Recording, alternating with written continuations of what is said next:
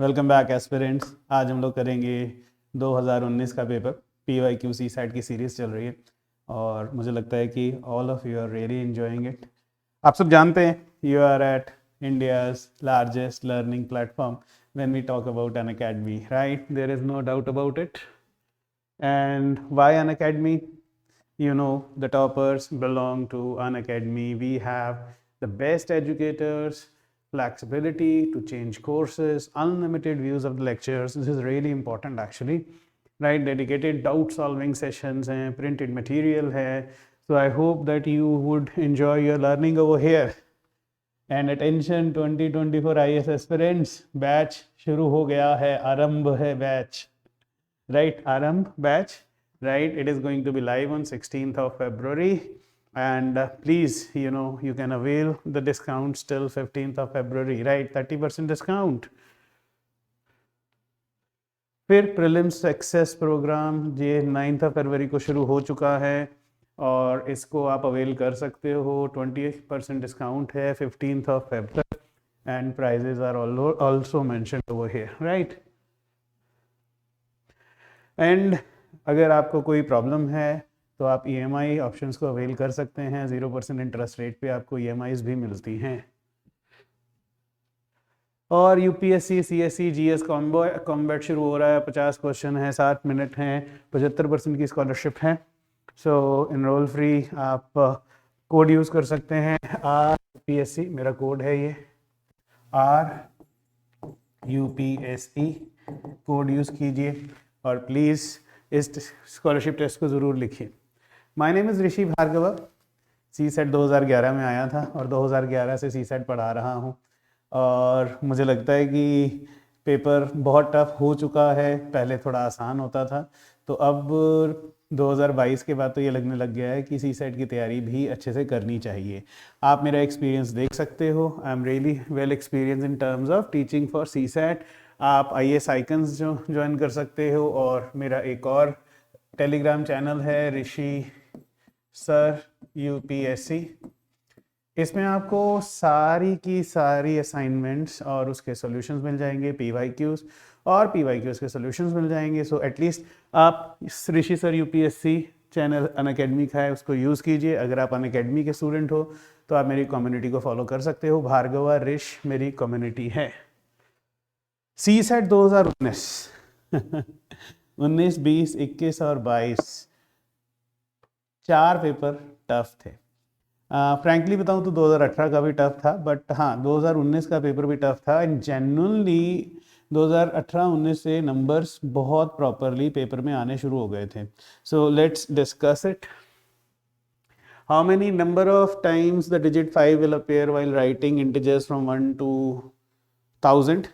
देखिए ये क्वेश्चन आसान है। अगर आपने मेरी क्लासेस लगाई हैं तो नंबर सिस्टम में मैंने कराया हुआ। देखिए 1 से लेके 10 तक अगर आपको शॉर्टकट्स अच्छे लगते हैं तो 1 से लेके 10 तक हर डिजिट जो है 5 would appear only 1 times.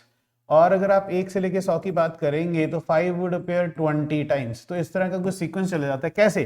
5 appear करता है 5 पे, 15 पे, 25 पे, 35 पे, 45 पे, 55, 65, राइट? देखिए 75, 85 और 95 पे, और साथ में 50, 51, 52, 52, 53, 54, 55, 56, 57, 58 एंड 59, राइट? अगर बेसिक काउंटिंग करते हो तो खुद देखिए 1 2 3 4 5 6 7 8 9 11 12 13 14 15 16 17 18 19 20।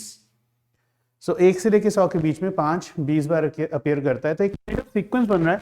अगर मैं 1 से लेके 1000 तक की बात करूंगा तो ये हो जाएगा 300 टाइम्स। इस तरह का सीक्वेंस बन जाएगा, तो आप 300 मार्क कर सकते हो। फिर भी अगर आप बोलो नहीं सर मैं नहीं मानता कि शॉर्टकट ट्रिक्स अब काम आती हैं, तो अदरवाइज ऑल्सो अगर आप इसकी एक्सप्लेनेशन मांगो तो मैं आपको एक्सप्लेनेशन दे सकता हूँ। देखिए 1 से लेके 99 तक 5 अपीयर हुआ 20 बार, और 100 से लेके 199 तक फिर से अपीयर हुआ 20 बार, और 200 से लेके 299 तक फिर से अपीयर हुआ 20 बार, और 300 से लेके 399 तक फिर से हुआ 20 बार, और 400 से 499 तक फिर से अपीयर हुआ 20 बार, और 500 से 599 तक हुआ 20 जमा 100। क्यों? क्योंकि 500 की लाइन में अगर आप चेक करेंगे तो 500, 501, 502 से लेके 599 तक 100th प्लेस पे भी 5 आ जाएगा, तो वो इसीलिए 100 जो 5 है वो एक्स्ट्रा हो जाएंगे। और 600 टू 699 फिर से 20 टाइम्स, 700 टू 799 फिर से 20 टाइम्स, 800 टू 899 फिर से 20 टाइम्स, एंड 900 तो 999 फिर से 20 टाइम्स। इन सबको ऐड कीजिए, देखिए 20 है, 1 2 3 4 5 6 7 8 9 10, 200 जमा 100 300। तो मैं मानता हूँ कि देखिए कई बार ऐसा है कि ट्रिक नहीं काम आती है, मे बी वो क्वेश्चन ही चेंज कर दे, वो बोले 1 से लेके 599 तक 5 कितनी बार आएगा, तो ट्रिक कभी काम नहीं आती है। तो ये बेसिक काउंटिंग स्किल है, और अदरवाइज आप ये कंटिन्यू कर सकते हो ट्रिक 1 से लेके 10,000 तक 4,000 बार। तो I hope you are understanding. 1 2 3 4 और जीरोस बढ़ती जा रही है। आई होप ये क्लियर है। चलिए, सो आई थिंक देखिए क्वेश्चन के साथ लर्निंग बहुत इंपॉर्टेंट होती है, तो एक एक क्वेश्चन के साथ साथ साथ में लर्निंग भी करते जाएंगे तो बहुत बेहतर रहेगा। आगे चेक करते हैं। A and B are two heavy steel blocks. A is placed on the top of B, then the weight is increased by 60%. All right, then how much weight would be reduced with respect to the total weight of A and B if B is removed from the top of A? अच्छा question है। कह रहा है कि B is placed on the top of A, ये रहा A और इसके ऊपर B को आपने रख दिया, then the weight is increased by 60%। सो मैं बोलता हूँ A है 100 ग्राम का, तो अब A प्लस B जो है वो हो जाएगा 160 ग्राम का, विच मीन्स B है 60 ग्राम का। सिंपल सी बात है, अज्यूम कर लीजिए, ये अजम्पशन है। A जो है वो है 100 ग्राम का, तो A प्लस B जो है वो हो जाएगा 160 ग्राम का, विच मीन्स B जो है वो 60 ग्राम का हो जाएगा। अब वो बोलता है by how much weight, you know how much weight will reduce with respect to the total weight of A and B if B is removed। अगर B को रिमूव किया, 60 ग्राम रिमूव किया, और A और B का वेट है 160 into 100। सो अगर आपको बेसिक परसेंटेजेस आती हैं तो आप बड़े आराम से इसको कैलकुलेट कर सकते हो, राइट। ये हो जाएगा तुम्हारा 3/4 टाइम्स 100, isn't it? सॉरी, ये 2 और ये 8, 3/8 37.5%। आपको भी पता है, अगर आपने मेरे साथ गुरु मंत्रा वीडियोस की है, 3/8 37.5% होता है, तो 37.5%। और आप अगर मेरे स्टूडेंट हो और मेरे साथ परसेंटेजेस कर चुके हो, तो मैंने आपको बोला था कि 3/8 बहुत बार विजिबल होता है। स्टूडेंट्स आप चेक कर लीजिए, आ गया 3/8, है ना। नेक्स्ट देखते हैं, number of parallelograms that can be formed from a set of 4 parallel lines intersecting another set of 4 parallel lines। Permutation combination करना है, आप प्लीज एक बार मेरी 3-4 क्लासेस है परमुटेशन कॉम्बिनेशन की, वो लगा लीजिए, डायरेक्ट रिजल्ट आपके क्वेश्चंस में आ जाते हैं। देखिए ये एक पैरेलल लाइन का सिस्टम है, 1 2 3 और 4 ये पैरेलल लाइंस हैं, कोई ट्रिक नहीं है, कोई बड़ा सिंपल सा लॉजिक है। और ये रही और 4 पैरेलल लाइंस, ये आपस में पैरेलल है, तो कितने पैरेललोग्राम आप काउंट कर सकते हैं, आप मैन्युअली काउंट नहीं कर सकते। सो देखिए एक पैरेललोग्राम के लिए always remember, for a parallelogram two set of parallel lines intersect with 2 sets of another parallel lines, तो बीच में पैरेललोग्राम बन जाता है, बीच में पैरेललोग्राम बन जाता है। सो एक पैरेललोग्राम के लिए क्या चाहिए, 2 set of parallel lines in one system and 2 set of parallel lines in another system. Total 4 set है एक सिस्टम में, सो 2 चाहिए 4c2 और 2 दूसरे में चाहिए 4c2, तो 4c2 इंटू 4c2 आपका नंबर ऑफ पैरेललोग्राम बनेगा। बहुत ईजी है, प्लीज एक बार कॉम्बिनेशंस वाला मेरा टॉपिक पढ़ लेना, बहुत इजीली सॉल्व हो जाएगा। This is 4 factorial upon 2 factorial, 2 factorial into 4 factorial upon 2 factorial, 2 factorial, which is 24/4, 6 into 6, this is 36, 36 parallelogram बनेंगे। प्लीज परमुटेशन कॉम्बिनेशन को आपने इग्नोर नहीं करना है। नेक्स्ट देखते हैं, बोलता है in a school every student is assigned a unique identification number, right? A student is a football player if and only if identification number is a multiple of is divisible by 4, whereas a student is a cricketer if and only if identification number is divisible by 6. For every number from 1 to 1 to 100 is assigned to a student. How many play cricket as well as football? So multiple of 4 भी हो और multiple of 6 भी हो. So basically LCM of 4 and 6 क्या होता है? देखिए LCM बहुत इंपॉर्टेंट टॉपिक है. LCM of 4 and 6 comes out to be 12. LCM क्या होता है? ऐसा नंबर जो न्यूमेरिक टेबल 4 में भी आए और न्यूमेरिक टेबल ऑफ 6 में भी आए. सो विच मीन्स अगर कोई प्लेयर दोनों गेम खेलता है तो वो 12 का मल्टीपल होगा. सो कितने 12, 24, 36, 48. सो बेसिकली 12 का टेबल लिखना है, राइट? 60, 72, 84, 96. सो 1, 2, 3, 4, 5, 6, 7, 8 ऐसे प्लेयर्स होंगे जो क्रिकेट भी खेल रहे होंगे और फुटबॉल भी खेल रहे होंगे. काइंडली मार्क कर लीजिए एक बार. आसान है, मुश्किल नहीं है.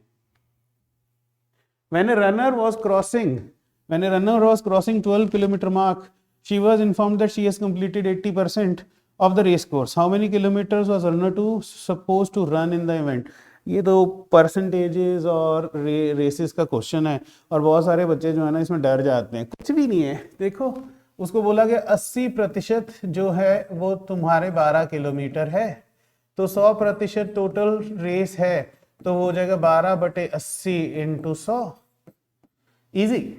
ये 5 और ये 4 और 3, 15 किलोमीटर का रेस कोर्स है.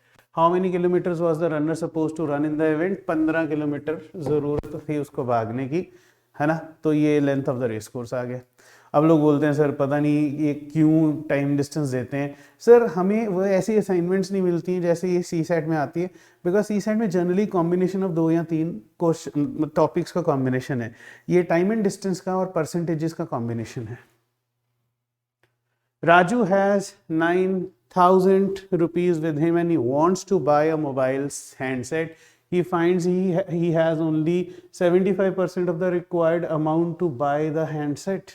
Right? Again, उसके पास सिर्फ 75% है handset को खरीदने के लिए.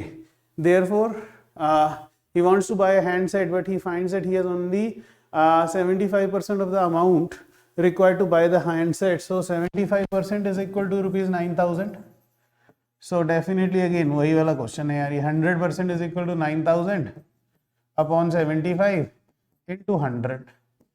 और 75% 3/4 है. 3/4 is equal to 9,000. So 1 is equal to how much? 1 would be total, isn't it? So कुछ ऐसे भी सोच सकते हो sir 3/4 of the total is equal to 9,000. So total is equal to 9,000 into 4 by 3, right? So total 12,000 का mobile set है. 12,000 ही आएगा. तो मोबाइल सेट 12,000 का है. बोलता है ही borrows rupees 2,000 from a friend. देखिए मतलब डायरेक्ट क्वेश्चन नहीं है, उसने जान के एक और इनपुट डाल दिया कि अपने दोस्त से उसने 2,000 रुपये उधार ले लिए. सो अब बोलता है Raju still does not have enough money to buy the handset. Raju does has exactly, अगर 9,000 थे 2,000 ले लिए तो 11,000 हो गए. तो definitely Raju still does not have enough money to buy the handset because handset 12,000 का है. 9,000 2,000 11,000 होते हैं. ठीक है, नॉट एट ऑल टफ. यहाँ तक तो मुझे लगता है कि आई थिंक इस पेपर में रीजनिंग काफी टफ आई थी. I think so. फिर भी ये क्वेश्चंस तो आसान है. लीजिए 2002 में Meenu's age was 1/3 of Meera's age. So Meenu और मीरा कंफ्यूज करने के लिए दिया हुआ है ताकि आप एम और एम ना अज्यूम कर सको. तो मीनू को मान लीजिए मीनू की एज है x और मीरा की एज है y. ठीक है. सो 2002 में देखिए मीनूज age was 1/3 of Meera.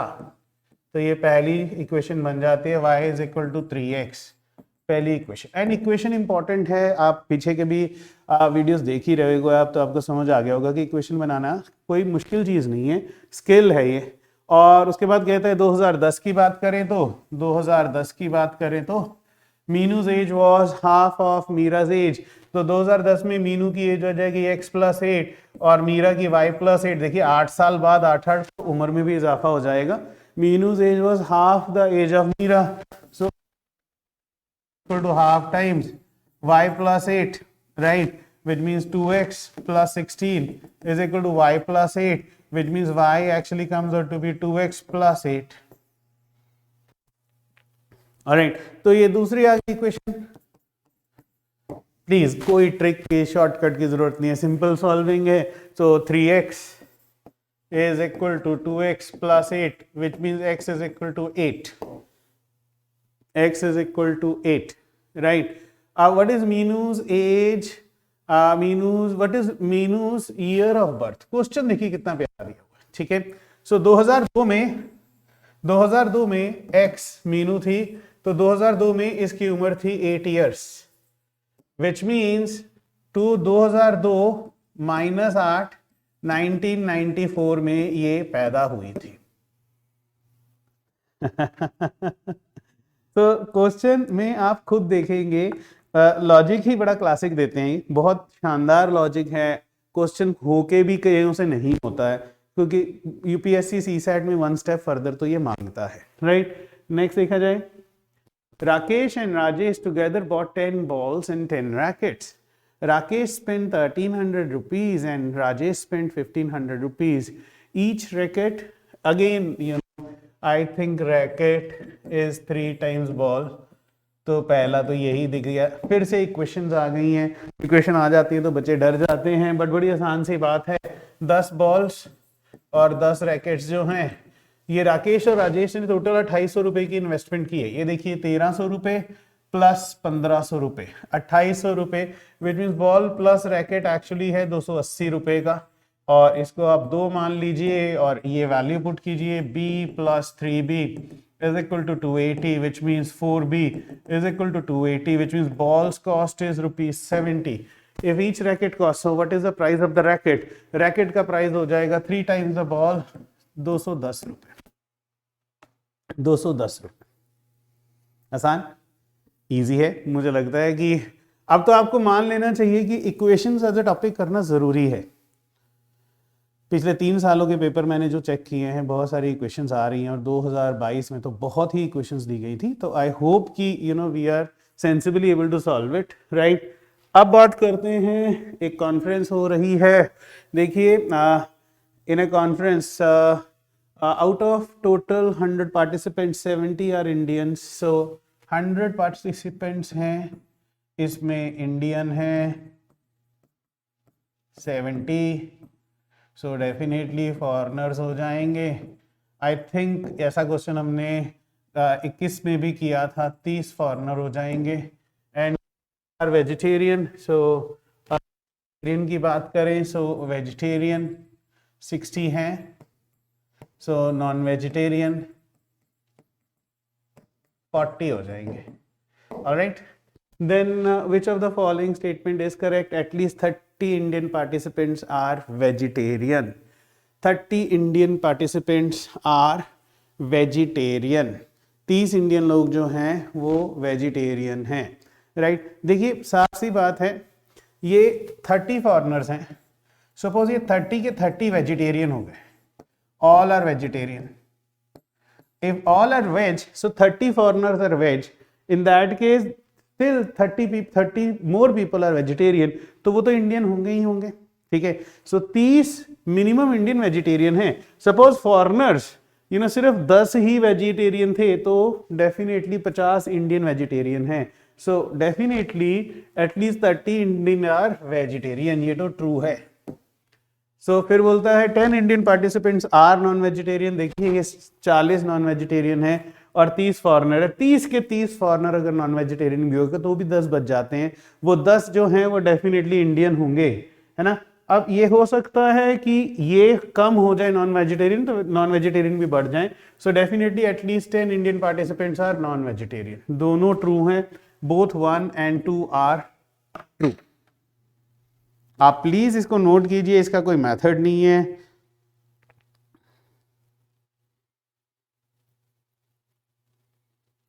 Check कीजिए,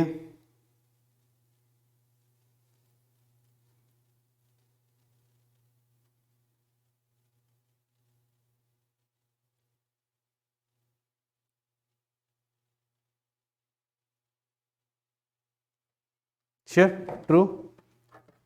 चलिए ग्रेट, नेक्स्ट देखा जाए। Now he says all members of a club went to Mumbai and stayed in a hotel.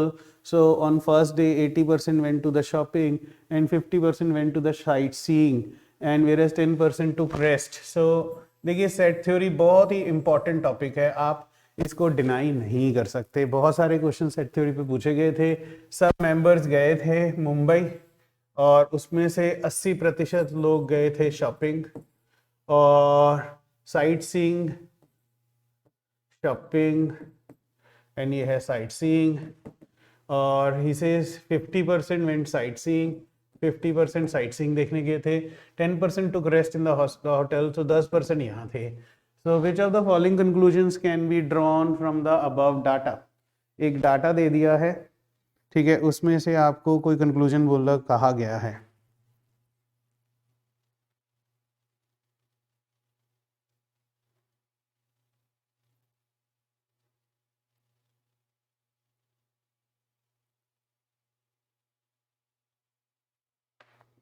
मेरे हिसाब से आपको सिंपल सा, अगर आप मेरी सेट थ्योरी की क्लासेस लगाएं तो ये x मान लीजिए 80 माइनस एक्स हो जाएगा, ये 50 माइनस एक्स हो जाएगा। So 80 minus x plus 50 minus x is equal to 90। ये 100% की डायग्राम है, 10% बाहर है तो अंदर 90 हो जाएंगे, ठीक है। और डेफिनेटली x और माइनस एक्स कट गया तो ये आपका बन जाएगा 130 minus x is equal to 90, which means x is equal to 40। x is equal to 40. So 40% went for shopping as well as sightseeing, बिल्कुल ठीक है। 20% member went for only shopping। देखिए only shopping वाले कितने हो जाएंगे अगर ये 40 हैं, राइट। सो डेफिनेटली अगर ये 40 हैं तो ये आपका बन जाएगा 40 और ये बन जाएगा 10, right. So 20% went for only shopping. So I think 20% went for only shopping नहीं है, 40% went for only shopping आएगा, ठीक है। तो आपका only one आंसर आ जाएगा, लीजिए only one is true। एक बार नोट कर लीजिए प्लीज।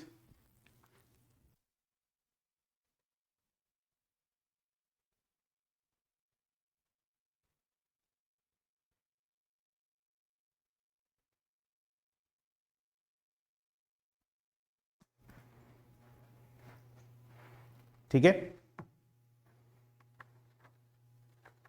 तो आगे करते हैं। और ये मतलब सेट थ्योरी बेस्ड क्वेश्चन है, आपको चेक कर लीजिए, बहुत सारे क्वेश्चन अब सेट थ्योरी के हो गए।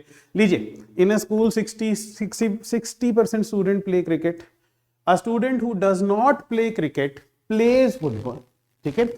और every football player has got a two wheeler, right. So football कौन खेलता है? A student who does not play cricket plays football, right? So every footballer has got a two wheeler. Which of the following conclusions cannot be, देखो यार ये बहुत important है, cannot be drawn from the above data, cannot be drawn from the above data। पहला कहते हैं 60% of the students do not have two wheelers। देखिए बोलते हैं every football player has a two wheeler, doesn't mean that 60% of the student do not have two wheeler। तो आप ये कहना चाह रहे हो कि सिर्फ उसने ये बोला है कि हर फुटबॉल प्लेयर के पास टू व्हीलर है, इसका ये मतलब तो नहीं है क्रिकेट प्लेयर्स के पास टू व्हीलर नहीं है, ऐसा तो नहीं बोला। So which of this conclusion can not be drawn, this is wrong. No cricketer has a two wheeler, again ये आपकी अपनी अजम्पशन है। उसने बोला जी 60% क्रिकेट खेलते हैं और बाकी जो क्रिकेट नहीं खेलते वो आपके फुटबॉल खेलते हैं और फुटबॉल प्लेयर्स के पास टू व्हीलर है, ठीक है। ऐसा तो नहीं बोलना ना every football player has got a two wheeler, ऐसा तो नहीं बोला कि only football player has got a two wheeler, तो ये भी फॉल्स है। Cricket players do not play football, right.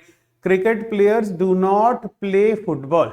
देखिए ही सेज कि student who does not play cricket plays football, right, he plays football, right. तो जो बच्चा cricket नहीं खेलता है वो फुटबॉल खेलता है। Cricket players do not play football, right. ऐसा तो नहीं है कि कोई भी क्रिकेट प्लेयर फुटबॉल नहीं खेलता है, ये तो सिर्फ और सिर्फ इस कॉन्टेक्स्ट में बात हो रही है जो डाटा गिवन है। तो ये तो एक जेन्युइन सा आपका हो गया कि cricket players do not play football can not be derived. I think D is your answer. Which of the following conclusions can not be drawn from the data, data से कौन से कंक्लूजन नहीं दिए जा सकते? Cricket players do not play football, खुद सोचिए, a student who does not play cricket plays football, ठीक है, इसका मतलब ये तो नहीं है कि क्रिकेट प्लेयर को फुटबॉल आती है, ठीक है। So please, I think statement through लोगों को लगता है कि ट्रू है, बट मैं यही कहूंगा कि ये भी आपका कंक्लूजन नहीं हो सकता। रेशो, फिर से 2 digit number, ratio of a 2 digit natural number two the number formed by reversing, मानिए रिवर्स रिवर्स रिवर्स कितनी बार हो चुका है आपका, एक 2 डिजिट नंबर ए बी है, तो इसको लिख सकते हो आप 10a plus B, 10a plus B, तो इसका जो रिवर्स है वो हो जाएगा 10b प्लस ए, राइट। सो इसका रेशो दिया है 10a plus b upon 10b plus a is equal to 4/7, which means 70 times a plus 7 times b is equal to 40 times b plus 4 times a. हाँ guys, क्या कहते हो? Which means 66 times a is equal to 33 times b. a upon b is equal to 1/2. a upon b is equal to 1/2. So ratio 1/2 आ रही है. So a की क्या value हो सकती है? अगर 2 होगी तो b 4 हो जाएगा, अगर 3 होगी तो 6 हो जाएगा, 4 होगी तो 8 हो जाएगा, 5 हो नहीं सकती क्योंकि ए और बी दोनों सिंगल डिजिट नंबर्स हैं। सो 1 2 3 4 5 6 7 8 और 9 तक जाएंगे। सो खुद देख लीजिए, पहला नंबर है 12, राइट, दूसरा है 24, तीसरा है 36 और चौथा है 48, राइट। तो कितने एग्जिस्ट करते हैं पेयर्स? 4 पेयर्स एग्जिस्ट करते हैं। इसका रिवर्स हो जाएगा 21, 42, 63 एंड 84, और आप चेक कर लीजिए इन दोनों का रेशियो जो होगा वो डेफिनेटली 4:7 होगा। क्वेश्चन पेपर बहुत ही अच्छे से बनाया जाता है, बहुत ही तसल्ली से बनाया जाता है, बहुत सोच के बनाया जाता है। मैं आपको बहुत क्लियरली बता रहा हूँ, सीसेट का paper is always going to be an awesome paper, right. Next देखते हैं, और ये कितनी बार रिपीट हो चुका है ये आप देख सकते हैं, राइट। फिर से ये बोल रहा है A has scored 20 marks more than B and B has scored 5% less marks than A. अगर आप मेरे स्टूडेंट तो आपको पता है दिस इज इट, है ना। ये आपने किया है गुरु मंत्रा 2 में, गुरु मंत्रा 1 2 3 4, प्लीज परसेंटेजेस में मैंने बहुत अच्छे वीडियोस बनाए हैं, एक बार चेक कर लेना। सो ए क्या हो जाएगा? ए हो जाएगा 0.95 times a plus this 0.5 a is equal to 20, a is equal to 20 upon 0.5 which is by 5 which is 400. so b कितना स्कोर करता है? a जो है वो 400 कर रहा है तो b 380 कर लेगा। बहुत इजी क्वेश्चन है। अगर आपने परसेंटेजेस की हुई हैं, फिर तो मैं आपको बता रहा हूँ फ्रैंकली, अगर गुरु मंत्रा से किए हुए हैं, परसेंटेजेस इतनी मुश्किल नहीं है, और गुरु मंत्रा तो वैसे ही बहुत आसान है। आप एक बार चेक करके देखना गुरु मंत्रा वीडियोस, आप प्लीज इसको नोट कर लीजिए। ये है गुरु मंत्रा 2।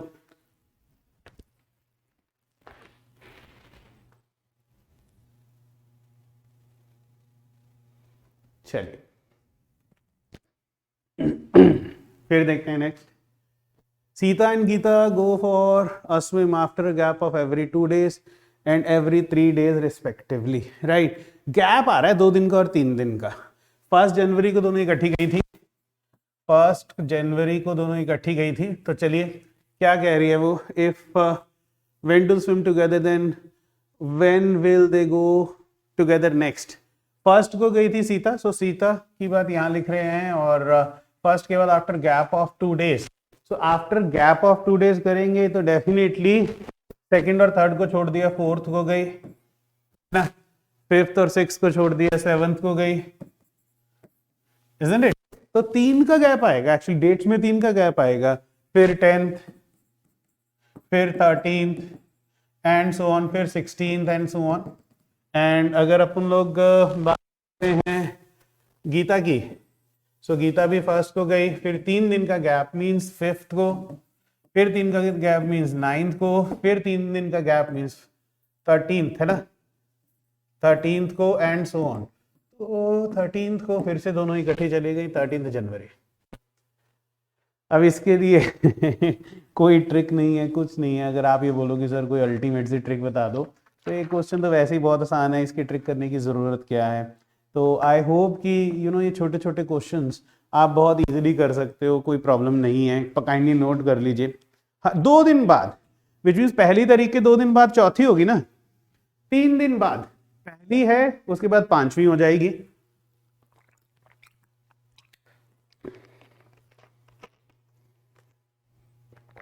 आई होप सबको क्लियर है। चलिए नेक्स्ट देखते हैं। 3 कंटेस्टेंट हैं, रेस का क्वेश्चन है, और बहुत सारे बच्चे रेस का क्वेश्चन देखते ही छोड़ देते हैं। डायग्राम बना लो, नहीं तो कुछ लिख लो। क्वेश्चन देखिए, X, Y and Z are 3 contestants in a race of 1000 meters. Assume that all run with a different uniform speeds. X gives Y a start of 40 meters. X gives Y a start of 40 metre का बोलता है, X Y को बोलता है ये भाई 40 metre आगे जाके खड़ा हो जा।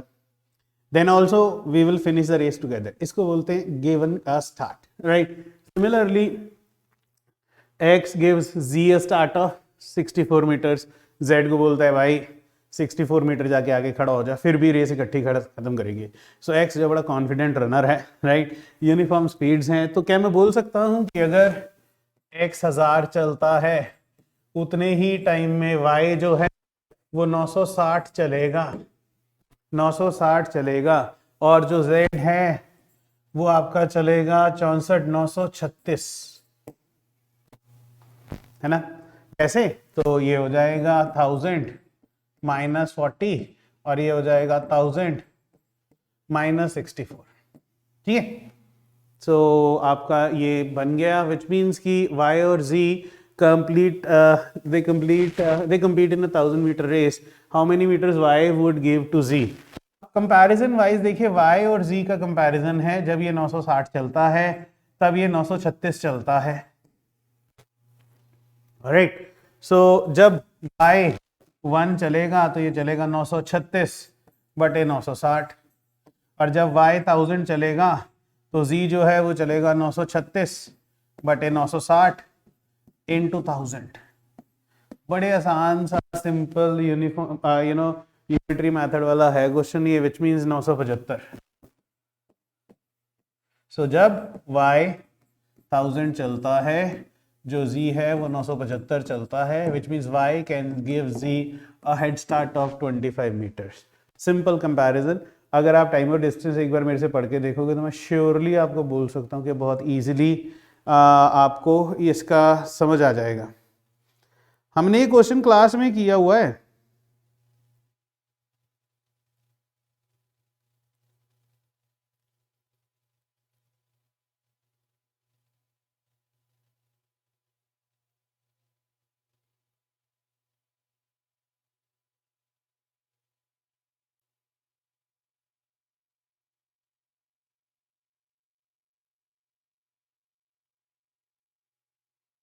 करेक्ट।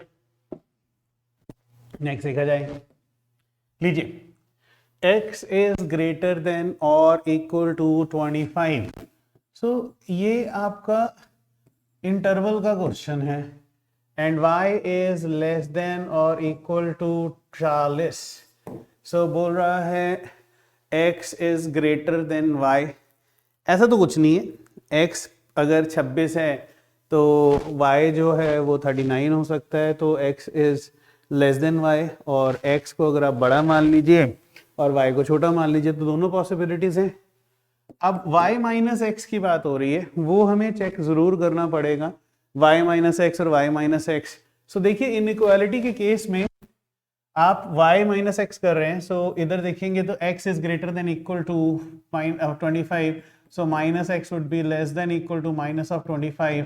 इन दोनों को अगर अपन लोग ऐड कर लेते हैं, so y minus x is less than equal to 40 minus 25, which means y minus x is less than equal to 15, less than और इक्वल टू 15। आई थिंक ये आंसर है, राइट। सो डेफिनेटली और किसी की ज़रूरत नहीं है, इंटरवल्स का क्वेश्चन है। और remember, whenever an inequality is multiplied by a negative, multiplied or divided by a negative number, right, the inequality changes its sign। Kindly इसको नोट कर लीजिए। the inequality changes its sign. All right. Next देखें, चलिए as का question है. He says Ina was born 4 years after her parents' marriage. Her mother is 3 years younger than her father and 25 older than Ina. So mother is actually 24 years older than Ina, right? Who is 13-year-old. So now if is 13 years old, so mother right now is 24 plus 13 37, and father her mother is 3 years younger than her father, so definitely father is 40, right? Mother is 37. Alright, so उसके बाद बोलते हैं at what age did Ina's father got married. Now Ina के father की, Ina was born 4 years after her parents' marriage, right? So when Ina was born, so I'm just changing the color. When Ina was born, so when Ina is equal to 0, in that case mother was 37 minus 13, 24 साल, and father was definitely, at that time also 3 years elder. So father की उम्र थी 27 when Ina was born, right? So when Ina was born, mother was 24, father was 27, and they got married. Ina was born 4 years after their parents got married. So definitely when they got married, Ina's mother's age was 20 and Ina's father's age was 23. So Ina's father's age when he got married, 23-year-old. 23-year-old. शानदार. मैं तो ये बोलूँगा बहुत ज़बरदस्त question है, आपको हद तक कंफ्यूज कर देता है और लोग परेशान हो जाते हैं, है ना, कि भाई ये क्या हो गया.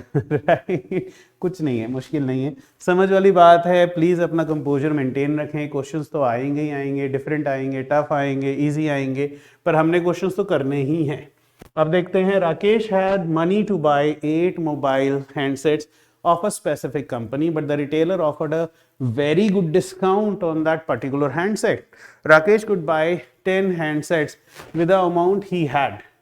So had money to buy 8 mobile sets, right? तो मैं बोलता हूँ हर मोबाइल जो है वो 100 रुपए का है. So 8 मोबाइल्स का दाम जो हो जाएगा वो हो जाएगा ₹800, राइट? तो आप बोलो सर 100 रुपए का मोबाइल. Just assumption, right? तो बट जो दुकानदार था, सो मैं कलर चेंज कर रहा हूँ दुकानदारी पे. दुकानदार ने बोला भाई 10 मोबाइल ले जाओ 800 के, ₹800 के, राइट? तो उसको एक मोबाइल 100 रुपए का पड़ना था, उसको अब वो मोबाइल कॉस्ट कर गया ₹80 का. बात खत्म. कितना डिस्काउंट है? 100 की जगह 80, 20% डिस्काउंट. देखिए बहुत फायदा है अगर आप माइंड कैलकुलेशन कर लेते हो, assumptions कर लेते हो. अब देखिए the reason video solutions are more than PDF. अगर सपोज मैं आपको पीडीएफ भेजूंगा तो डेफिनेटली मेरे को करना पड़ेगा let this be ₹X, so 10 mobiles cost ₹10X and this, तो वो जरूरत नहीं पड़ेगी. I hope this is a very beautiful and clear solution. ये हम एक्चुअली में वीडियो सॉल्यूशंस पे ज़्यादा विश्वास रखना चाहिए हमें, है ना? सही बोल रहा हूँ? जी सर.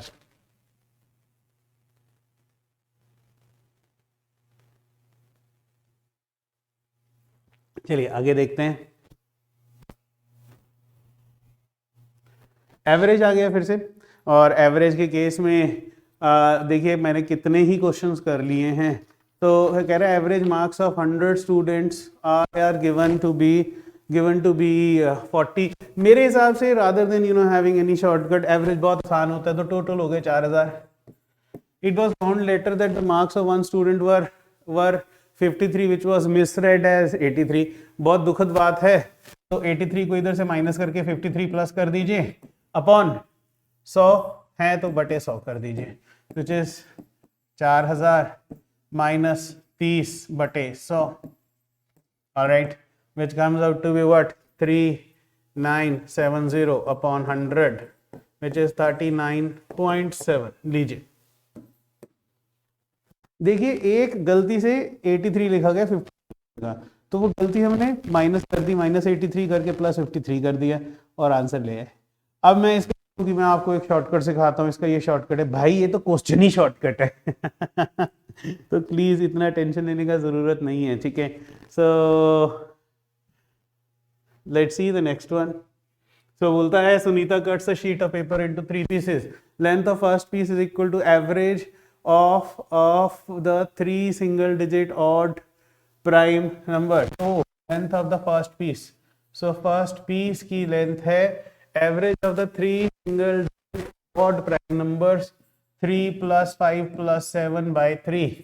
पहले 3 ऑड प्राइम नंबर्स क्या होते हैं, 3 5 7। देखिए ये ब्यूटीफुली फ्रेम्ड है, राइट। तो ये कितना हो जाएगा आपका, ये पहला हो जाएगा आपका 15/3। सो 5 पहले की लेंथ है।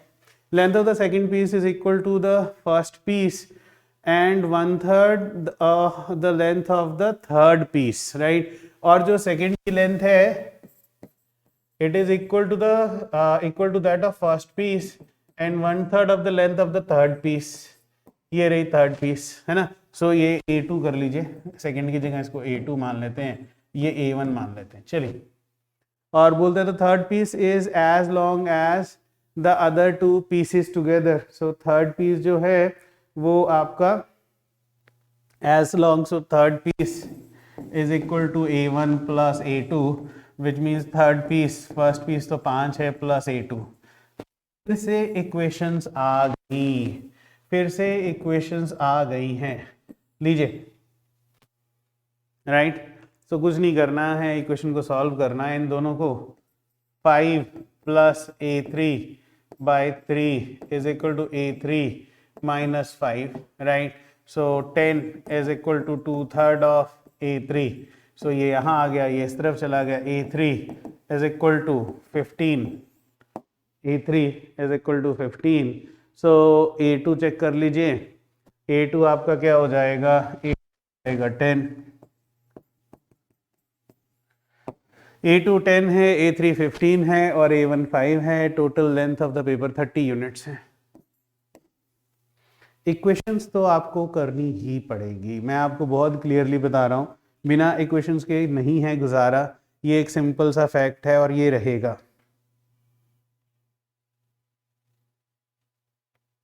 क्लियर, शानदार चलिए नेक्स्ट देखते हैं हम।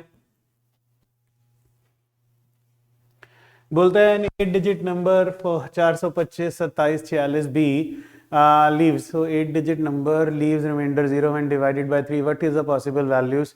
देखिए आपको पता है 42 52 73 6B is exactly divisible by 3, which means sum of the digits should be a multiple of 3, which means in some, आप divisibility rule of 3, divisibility rules की मैंने एक स्पेशल वीडियो बना के UPSC 101 भेजी हुई है, आप एक बार चेक कर लेना, ठीक है। बहुत आसान है। Sum should be a single digit number, right. Single digit number should be a multiple of 3, तो 4 + 2 is 6 and 5 + 7 is 12।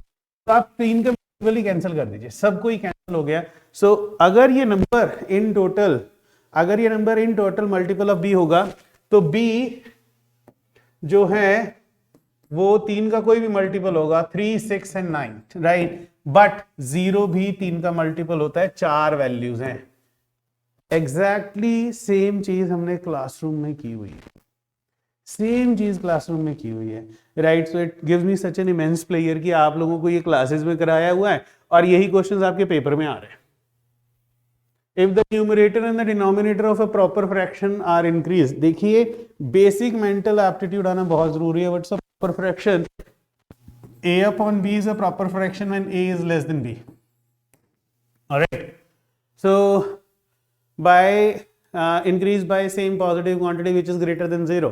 So दोनों ही न्यूमरेटर और डिनोमिनेटर में इंक्रीज आया है, तो रिजल्टिंग फ्रैक्शन क्या होगा, always less than the original fraction होगी, always greater than the original fraction होगी, always equal to the original. Equal तो नहीं हो सकता है, राइट। सो चेक कर ले, देखिए 3/4 एक प्रॉपर फ्रैक्शन है, ये हो जाता है आपका 75%। दोनों में एक एक ऐड कीजिए, 5 4/5 ये हो जाता है 20%, बढ़ रहा है। फिर से कुछ ऐड करके देख लीजिए, ठीक। अगर आप 2 ऐड कर देंगे वो हो जाएगा 5/6 विच इज 83.33%। आप 3 ऐड कर लीजिए, ये हो जाएगा 6/7 which is again 84 point some percentage. Definitely अगर एक पॉजिटिव नंबर न्यूमरेटर और डिनोमिनेटर में ऐड हो रहा है, so you know the resulting fraction is always greater than, तो बड़ा चल रहा है। देखिए 75 से 80 बना, सो मैंने परसेंटेजेस में कन्वर्ट कर दिया। Again guru mantra rule 1, relationship between percentages and ratios, it is working over here. इधर यही काम कर रहा है, चेक कीजिए और नोट कर लीजिए प्लीज।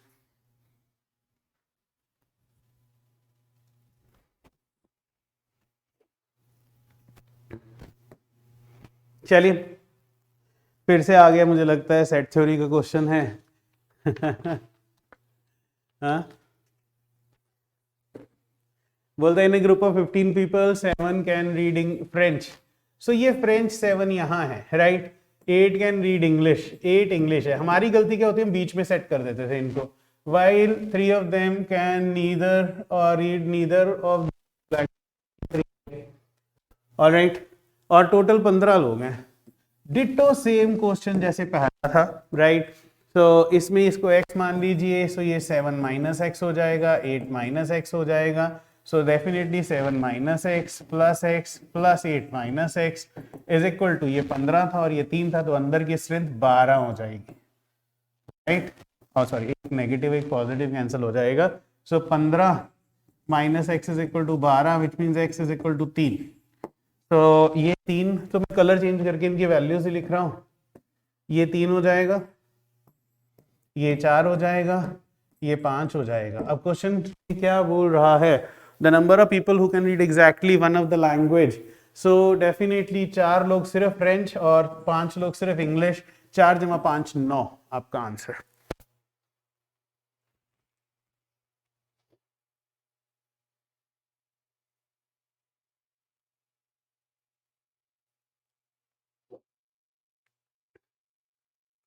लीजिए, बोलता है printer numbers the pages of the book starting from 1 to 3089 digits in all, right. 3089 digits in all, right. So कहता है how many pages the book had. This is awesome question, बहुत awesome question. एक मैंने video की है, basic counting skills, basic counting skills. Kindly एक बार ये ना आप वीडियो देख लीजिएगा, आपको अनअकैडमी पे मिल जाएगी, प्लीज चेक कर लेना। इस वीडियो से आपके बहुत सारे क्वेश्चन सॉल्व हो जाते हैं। तो वो कह रहा है कि 3089 digits, printer numbers the pages of the book and starts with 1 and uses 3089 digits in all. So आप खुद देखिए कि प्रिंटर कितनी डिजिट्स यूज कर रहा है। सो 1 से लेके 9 तक 9 डिजिट्स होती हैं, राइट। तो पेजेस की पेज नंबर, इस बुक में कितने पेज नंबर होंगे वो चेक कर रहा है, how many pages does the book have. But आप खुद देखिए गाइस, 11 से सॉरी 10 से लेके 99 तक, you know how many digits are there, ये जरूरी था। 10 से लेके 99 तक कितनी डिजिट्स होंगी खुद से देखना। 99 माइनस 10 प्लस 1, 90 नंबर्स हैं ये, और हर नंबर 2-2 बार लिखा है। 180 डिजिट्स यूज हो रही है, 180 डिजिट्स यूज हो रही है, ये इंपॉर्टेंट है। ऑलराइट, उसके बाद 100 से लेके 999 तक कितनी डिजिट्स हैं। 999 माइनस 100 प्लस 1, 900 है। और अगर आप 900 पेजेस को मार्क करते हैं तो कितनी डिजिट्स लिखते हैं, 900 इंटू 3, 2700 डिजिट्स को यूज किया गया है। ऑलराइट, बिकॉज एक नंबर 100 है, उसके लिए 3 डिजिट यूज हो रही है, 100, 101, 102, 103 एंड सो ऑन। सो इसीलिए बोल रहा हूं। अब बात आती है आगे की 1000 से लेके, तो मैं सिर्फ और सिर्फ चेक करूंगा पहली ऑप्शन 104, और देखिए 1049 ही कर लेते हैं, 1049, राइट। मैं यहां पे लिख रहा हूं 1000 से लेके 1049 की अगर बात करें, just using one of the options. 49 क्यों आसान लग रही है मैं बताता हूं, क्यों इजी लग रही है। क्योंकि देखिए ये कितने नंबर्स हो जाएंगे सर, 1049 माइनस 1000 प्लस 1, ये 50 नंबर्स हैं। तो ये 50 नंबर हैं और हर किसी में 4 डिजिट्स हैं। सो डेफिनेटली 200 डिजिट्स यूज होगी प्रिंटर की। सो टोटल चेक करें, देखिए 2700, 180, 200 और 9. So ये 9, 8, 3089. So yes, 3089 numbers are used. जी हाँ, 1049 आपके पेजेस हैं, right. How many pages does the book have? 1049 pages हैं इस बुक में. अब तो क्लियर है. देखिए पेपर बहुत अच्छा होता है बेसिक काउंटिंग्स के लिए. ये मैं ये नहीं मानता कि ये बहुत टफ है. सिंपल सा बेसिक काउंटिंग स्किल है ये, और मुझे उम्मीद है कि अब आप लोगों को बहुत मजा भी आ रहा होगा. चलिए नेक्स्ट देखते हैं. A family has 2 children along with their parents. So family has 2 children along with their parents. Average age, weight of the children and their mother is 50 kg. So family है, father है, mother है, child 1 है और child 2 है. So mother plus child 1 plus child 2, इनकी average है 50. So 150 total weight. The average of the weights of the children and their father is 52. So father है plus children 1 है, children 2 है, ये 52 हो जाएगा. So 156 हो जाएगा ये. एंड बोलता है if the weight of the father is 60, so children का weight हो जाएगा 156 minus 60. Children का एज हो जाएगा 156 minus 60, isn't it? Which is 94 guys. 156 minus 56 करेंगे तो आपका क्या आ जाएगा? 100 माइनस 4 करेंगे तो 96, राइट. सो अब definitely what is the weight of the mother? तो ये आपको 96 पता चल गई है. Mother plus 96 is equal to 150. So mother would actually be 150 minus 96, right. 150 minus 96, 54 kg. आसान, बहुत आसान. नहीं, ये तो मुश्किल है भी नहीं है, बहुत इजी है ना. बहुत इजीली सॉल्व हो गया. चलिए नेक्स्ट देखते हैं.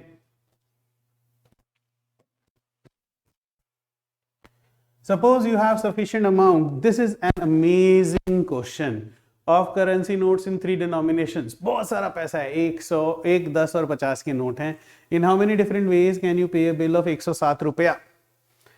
107 रुपया आप किस तरह दे सकते हैं, राइट. सो गाइस, मैं आपको सच्ची बताऊं, इस क्वेश्चन को देख के दिल खुश हो गया था. अब आप बोलोगे सर दिल खुश भी होता है, हम लोग मैथमेटिशियंस हैं तो हमारे दिल क्वेश्चंस को देख के भी खुश होते हैं. ऐसा नहीं है कि यू नो. यस डेफिनेटली, मैं सच्ची बोल रहा हूँ, ये सत्य है, राइट. सो देखिए, अगर मैं 2 करेंसी नोट यूज करूँ 50 के, तो ये 100 बन जाता है. और फिर 7 करेंसी नोट यूज कर सकता हूं 1 रुपए के, क्योंकि मुझे बनाना है 107. इसको ध्यान रखना है. सो मैं चलूंगा 50 के पत्ते पे. मतलब कि 50 अगर 2 बार यूज किया तो 107 जो इसी तरह बन सकता है. अब मैं कहता हूं 50 अगर मैं एक बार यूज करूं, 50 अगर मैं एक बार यूज करूं, तो ऐसा हो सकता है कि जो 1 रुपया है वो 57 बार यूज कर लूं, 57 times. So 100 plus 57 definitely comes out to be, yes sir, 107.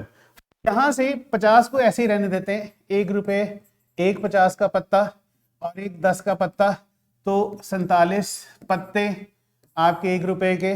1 50 का रहने दीजिए और ये बढ़ा दीजिए और ये कम कर दीजिए, राइट. और यूपीएससी इतनी तो आपसे उम्मीद रखता ही है. 30 10 के तो 27 रुपया इस तरह चल रहा है, ठीक है कि नहीं. 1 रुपये 27.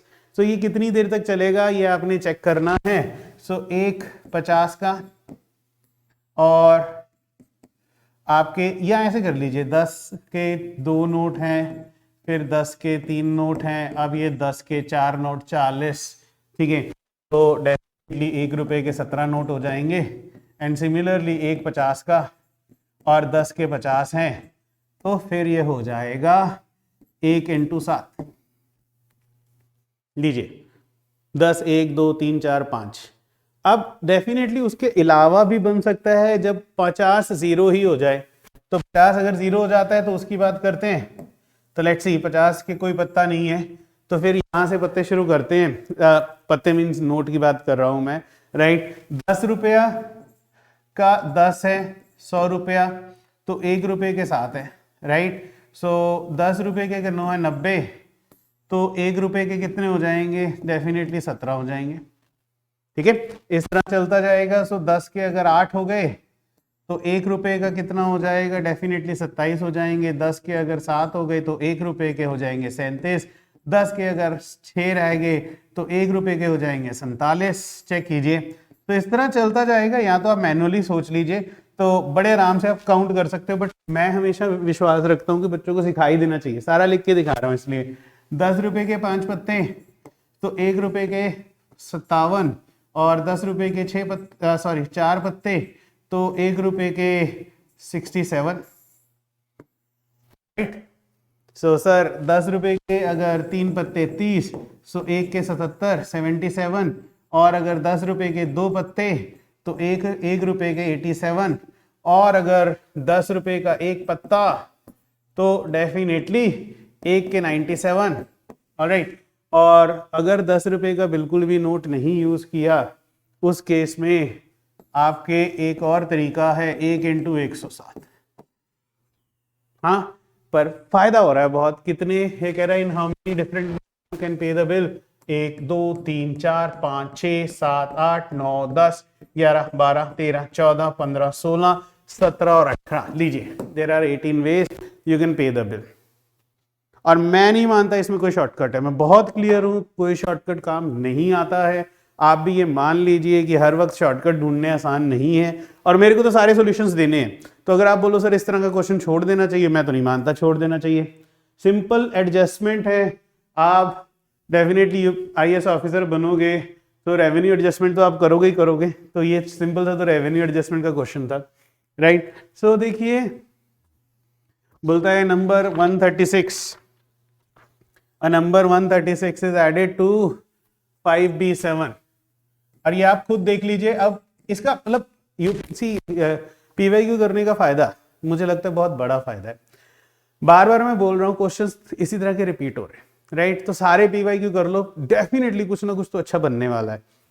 136 और क्या है 5B7 ऐड हुए, बना 7A3, where A and B are integers, A और B दोनों इंटीजर्स हैं। Given that 7A3 is exactly divisible, लीजिए divisible by 3।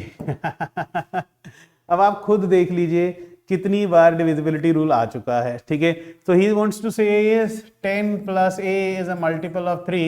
It's only possible when A is equal to 2, because 10 plus 2 is 12 multiple, or A is equal to 5, isn't it? Because 10 plus 5 is 15, or A is equal to 8. So A is equal to 8. So A की values है 258, A की values है 258। Right. अब cases बना लेते हैं। अगर मैं बोलता हूँ A is equal to 2 है, सो देखिए 5B7 136 आ रहा है 723। चेक कीजिए, है 13, एक कैरी करके देखिए, ये बन गया 1 plus 3 is 4, B plus 4 is equal to 2, definitely equal to 8 बन जाएगा। राइट। B 8 बना तो ये 1 कैरी तो आ रहा है 723। सो बोलता है the only possible value of B, तो यहाँ पे तो मुझे B इज इक्वल टू 8 दिख रहा है। राइट। पर एक बार चेक करके और देख लीजिए। अगर मैं बोलता हूँ 5, बट एक ही है, ठीक है, और तो कोई मल्टीपल ऑप्शंस तो नहीं दिया है, तो बोलते ओनली पॉसिबल वैल्यू, तो ये फिट इन तो हो रहा है सारा, तो क्यों चेक करना? A इज इक्वल टू 2 पे बन रहा है, तो I don't want to check और bother too much. Right. So मैं बॉदर ही नहीं करने वाला हूँ इस चीज को। आई होप ये क्लियर है। सो इसके साथ में फ्रैंकली आपको बताऊं, अब देखते हैं रीजनिंग के पोर्शन के क्वेश्चन हो जाएंगे। अब ये था मुश्किल ये डेफिनेटली मुश्किल था, मैं आपको सही बताऊं तो। राइट। मैं खुद मानता हूं कि आप देखिए कि स्टेटमेंट वाले क्वेश्चंस जनरली मुश्किल होते हैं। A 5 story building with floors 1 2 3 4 5 is painted using 4 different colours, first, second, third, fourth, first, second, third, fourth, fifth. Alright. So 4 different colours हैं। राइट। तो बोलता है only 1 colour is used to paint a floor. Right. And only 1 colour, एक ही colour से floor paint हो सकता है। क्वेश्चन क्या है? टू इंश्योर बोलता है to ensure that two consecutive floors have different colour, दो कॉन्जिक्यूटिव फ्लोर का डिफरेंट कलर होना चाहिए। पहला है the middle 3 floors are painted different. चलिए मिडल 3 फ्लोर्स को अगर आप डिफरेंट पेंट कर दोगे, सपोज ये है रेड, ये है ब्लू, ये है येलो, राइट, 4 कलर हैं, राइट। सो चौथा कलर अगर आप बोलते हो सर ऊपर भी ब्लू नीचे भी ब्लू, राइट, वो ट्रू है, but again you know there is a possibility ऊपर रेड हो जाए नीचे येलो हो जाए, राइट। तो टू इंश्योर कह रहा है कि इंश्योर करो, राइट, कि you no any two consecutive floors have different colour. तो इससे इंश्योर तो नहीं होता स्टेटमेंट 1 से। स्टेटमेंट टू बोलती है second and fourth floor are painted in different colours. So second and third, so मैं जब स्टेटमेंट 2 देखता हूं फिर से मैं वही करता हूं गाइस, स्टेटमेंट 1 को भूल जाता हूं मैं, राइट। सो बोलता है second and fourth they are of different colour. So suppose एक येलो ले लीजिए, एक रेड ले लीजिए। So how do you ensure बाकी सारे इस तरह के होंगे कि consecutive floors have different colours? नहीं हो सकता। Statement 2 is sufficient? I don't think so. तो बोलता है the first and the fifth floor are painted red. तो अगर आप ये देखते हैं कि you no statement 3 first and, देखिए फर्स्ट सेकंड थर्ड फोर्थ, सो ये रेड है और ये रेड है, राइट। सो ये 4 कलर यूज करने हैं, रेड को इसने 2 बार यूज कर लिया, राइट। और कह रहे हैं a 5 story building with floors 1 to 4 is painted using 4 different colors and only 1 color is used to paint the floor, right। So अब ये पूछ रहा है कि you know the first and the fifth floor are painted red, in that case बाकी colors जो हैं वो blue, yellow, green। तो in that case देख लीजिए खुद 4 के 4 यूज तो करनी है, red, blue, yellow और green। So क्या कहता है to ensure that any 2 consecutive floors have now they have different color, definitely now we can ensure that they have different color, only statement 3 is sufficient to answer the question, right। only statement 3 is sufficient to answer the question, right। या देखिए 1 तो sufficient है नहीं है, 1 और 2 की अगर बात करेंगे सो 1 और 2 में ये कह रहा है उससे भी नहीं बन रहा, 3 is not sufficient, 3 with statement 2, statement 2 की ज़रूरत ही नहीं है, राइट। रेड और रेड यहाँ आ गया, राइट। और देन यू नो स्टेटमेंट 4 तो वैसे ही, I think statement B is the answer, right, B उत्तर है। चलिए नेक्स्ट करते हैं। अगेन ये इसी तरह का क्वेश्चन बार बार आ रहे हैं, है ना।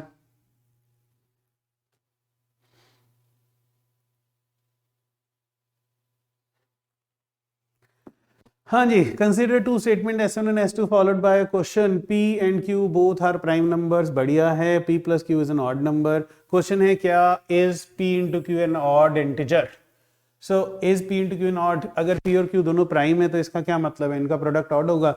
देखिए पहली चीज P is equal to 2, Q is equal to 3, then P into Q is even। और अगर मैं कहता हूं P is equal to 3 and Q is equal to 5, then P into Q is odd। So both possible हैं, so statement 1 alone is not sufficient to answer the question। अब वो बोलते हैं P plus Q is an odd integer, P plus Q is an odd integer, P plus Q जो है वो odd है। देखिए sum of 2 numbers odd कब होता है, राइट। देखिए मैं आपको बहुत क्लियरली बता रहा हूं, even plus even is even, 2 जमा 4 6 होता है, right. And odd plus odd is even, ये ठीक है, 3 plus 5 is 8। तो ये तभी पॉसिबल है P plus Q is odd when P is even and Q is odd, और P is odd and Q is even। यही 2 केसेस हैं। सो अगर ऐसा कुछ है एंड इवन इंटू ऑड, देखिए इवन एक ऐसा नंबर है जो कि ऑड से मल्टीप्लाई होता है उसको इवन कर देता है, 2 किसी से भी गुना कर लो उसको इवन कर देगा, विच मीन्स कि statement 2 is answering the question. क्योंकि अगर P प्लस ऑड है, P even Q odd P even, in that case that the product would always be odd। is PQ an odd integer? No, PQ is not an odd integer। देखिए question का answer हो रहा है, इससे क्या हो रहा है, P into Q is always even। No, PQ is not odd, पर ये आंसर तो दे रहा है ना, आप डाटा सफिशिएंसी का एक लेक्चर मेरा देखिएगा जरूर, बिलीव मी, बहुत शानदार तरीके से आपको समझाऊंगा मैं। और आंसर इसका बी है, क्योंकि क्वेश्चन क्या है, क्या p into Q odd integer है? आप बोल रहे नहीं, p into Q odd integer नहीं है ना? क्या आपको चॉकलेट पसंद है? नहीं, मुझे चॉकलेट पसंद नहीं है, बट मैं उत्तर तो दे रहा हूं ना, even know is an answer. तो आंसर जो है आपका स्टेटमेंट बी आंसर है, राइट? ये आप ध्यान रखेंगे। चलिए नेक्स्ट देखते हैं। बोलते हैं solid cube is painted yellow, blue and black such that opposite faces are of same colour. Okay, the cube is then cut into 36 cubes of two different sizes such that 32 cubes are small and 4 cubes are bigger, right? This is something awesome. 4 are bigger, 32, right? चलिए फिर कहता है none of the faces of bigger cube is painted blue, blue नहीं है। चलिए देखते हैं, ये आपको एक क्यूब बनाना ही पड़ेगा।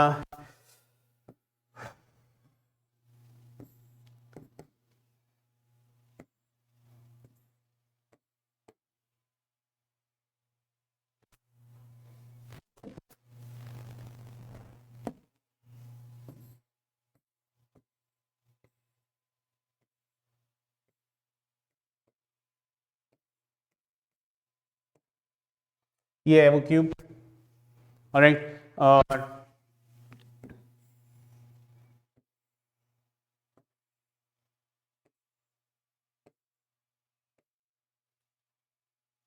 देखिए, ये अगर आप एक बार क्यूब कटिंग करेंगे ना, मेरी वाली क्लास लगाइएगा क्यूब कटिंग की। अब 32, देखिए 32 छोटे क्यूब हैं, 36 टोटल थे, 36 माइनस 32, तो 4 बड़े क्यूब हैं। वो 4 बड़े क्यूब जो हैं वो आपको यहीं पे दिखेंगे। देखिए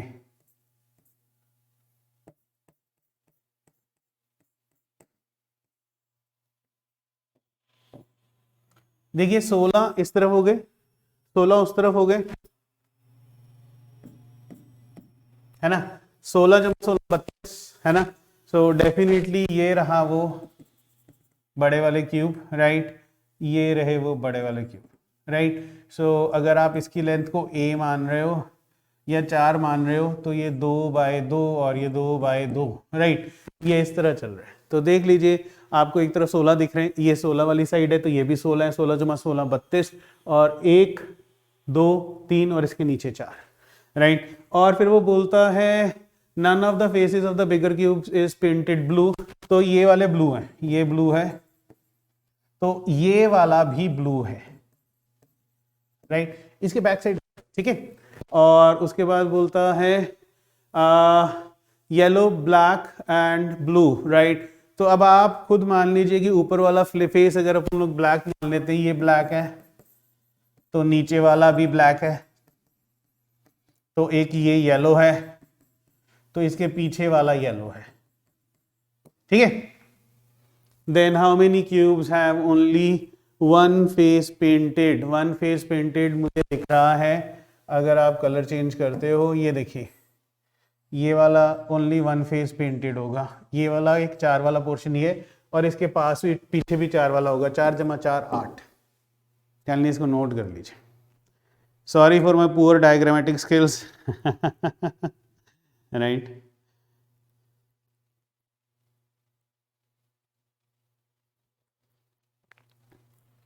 चलिए आगे देखते हैं।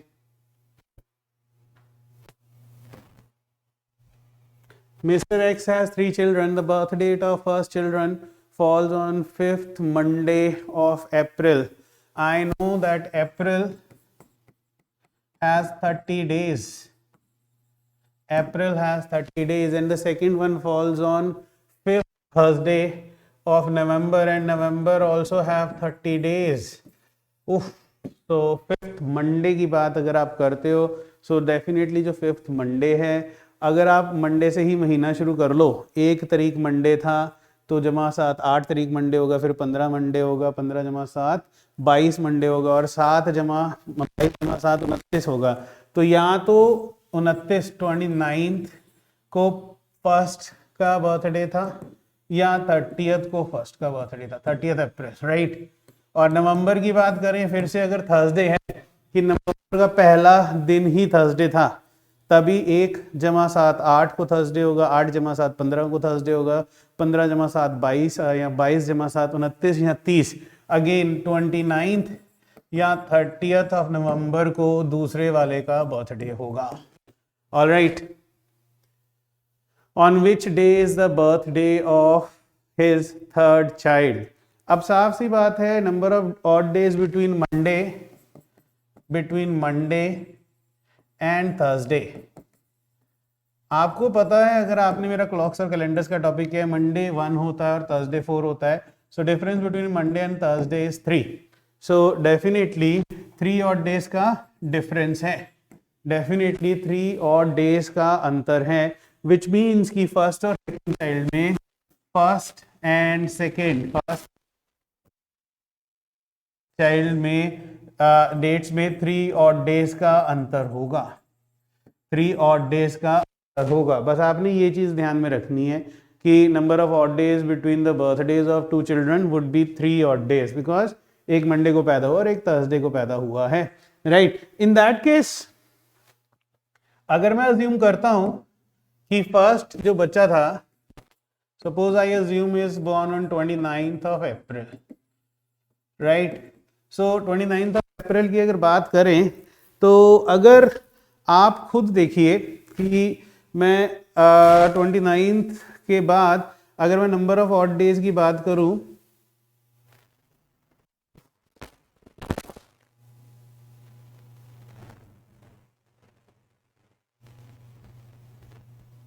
फर्स्ट 29th अप्रैल को अगर बॉर्न होगा, राइट, सो 3 ऑड डेज का अंतर होना चाहिए। तो चेक कर लेते हैं। देखिए अप्रैल से मई, देखिए मई, जून, जुलाई, अगस्त, सितंबर, अक्टूबर, नवंबर की मैं अभी बात नहीं करूंगा। सो पहली चीज तो है 29th को पैदा हुआ तो एक ऑड डे तो यही हो गया, 30th का महीना होता है। मई 3 ऑड डेज, जून 2 ऑड डेज, जुलाई 3, अगस्त 3, सितंबर 2, अक्टूबर भी आपका हो जाएगा। अक्टूबर में कितने होते हैं? 3, राइट। तो प्लीज एक बार आप चेक कर लेना, बहुत आसान सी चीज है ये। Odd days, monthly odd days लिखे हुए हैं मैंने, तो एक बार कैलेंडर का टॉपिक आप चेक कर लीजिएगा। एंड सपोज मैं बोलता हूँ कि the son was born on, इसका जो बच्चा जो सेकंड चाइल्ड है ये भी 29th को बॉर्न है। सो नवंबर में 29 दिन मतलब एक ऑड डे डिवाइड बाय 7 हो जाता है, राइट। तो चेक कीजिएगा टोटल ऑड डेज कितने हो जाएंगे, 1, 3 एंड 1, ये cancel, 1, 3, 1 cancel, 7, 2, 2 and 3 cancel, right. और ये हो गया 3 + 1 4 ऑड डेज। तो नहीं, 29 से बात नहीं बन रही है। 29 से अगर आप 29 नवंबर तक जाते हो तो आपके 30 नवंबर तक जाऊंगा, दोनों के बीच के 5 ऑड डेज आएंगे, which means he was not born on 29th। तो मैं बोलता हूँ suppose he was born on 30th, अब तो है ही है, he was born on 30th। तो अब अगर अपन 30th करते हैं तो ये 1 कैंसिल हो जाता है, तो 30th अप्रैल 1 कैंसिल। तो ऑब्वियसली 30th अप्रैल से चेक करोगे 29 तक, ये 4 था तो डेफिनेटली ये 3 हो जाएगा। So definitely first child was born on 30th April, second was born on 29th of November. पर फिर क्वेश्चन है उसका जो थर्ड है, थर्ड वाला जो है वो पैदा हुआ है 20th ऑफ दिसंबर को, वो पैदा हुआ है 20th ऑफ दिसंबर को। सो 20th दिसंबर को अगर वो बच्चा पैदा हुआ है तो वो कौन सा दिन होगा? देखिए सेकंड है 29th नवंबर जो है थर्सडे। सो नवंबर में बचा एक दिन और दिसंबर में 21 which is 0 odd days. So definitely आपका जो 20th दिसंबर है वो भी थर्सडे होगा। Clear guys? शानदार, हाँ। आई होप मजा आ रहा है। चलिए आगे देखते हैं। Consider the following statement. ये तो सिलोजिज्म्स हैं, तुम मेरे स्टूडेंट हो, तुम बहुत आराम से कर लोगे।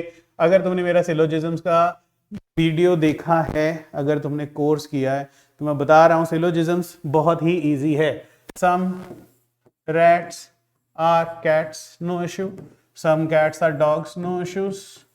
And no dog is a cow, dog और काउ के बीच में कोई रिश्ता नहीं है जी, बिल्कुल ठीक है, राइट। तो बोलता है conclusion, no cow is cat, no cow is cat, cow और कैट के बीच में भी कोई रिलेशन नहीं होगा। देखिए बात सुनिए, मैं आपको बहुत समझ वाली बात बता रहा हूँ, सिर्फ ये वाली जो कैट्स, सॉरी ये वाली जो कैट्स हैं जो डॉग के साथ कॉमन है, उनके बीच में और काउ के बीच में रिश्ता नहीं होगा, बट ये वाली जो इतना पोर्शन है इनका तो डेफिनेटली रिश्ता हो सकता है काउ के साथ, तो ये गलत है।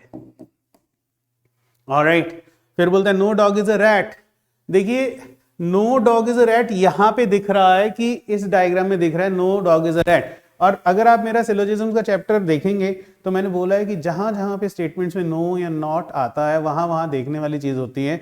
ये एक डायग्राम है, मैं एक और डायग्राम बना सकता हूं, लीजिए, rat, cat, dog and cows.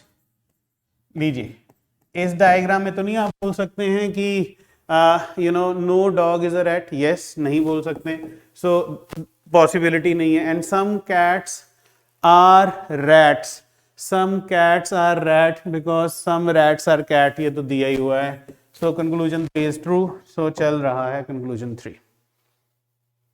ठीक है, कोई तकलीफ कोई प्रॉब्लम हो तो मुझे बताएं, बहुत आसान सी चीज है ये, है ना। आगे बढ़ा जाए, चलिए देखते हैं। Next, he says P and Q and R are two towns. The distance between P and Q is 60, whereas distance between P and R. So P and R और P और Q का distance दिया है, तो P को mark कर लीजिए, right? Q is west of P. Q जो है P से west है, and R is south of P. R जो है वो south पे है। अब चेक कर लेते हैं, ये है PQ 60 है, PR 80 है, सो डेफिनेटली वेस्ट और साउथ 90 डिग्री बनाता है। सो ये तो राइट एंगल ट्रायंगल बन रहा है, पाइथागोरस थ्योरम में 6, 6, 8, 10 वाला है, जो पाइथागोरस लगा के चेक कर लीजिए।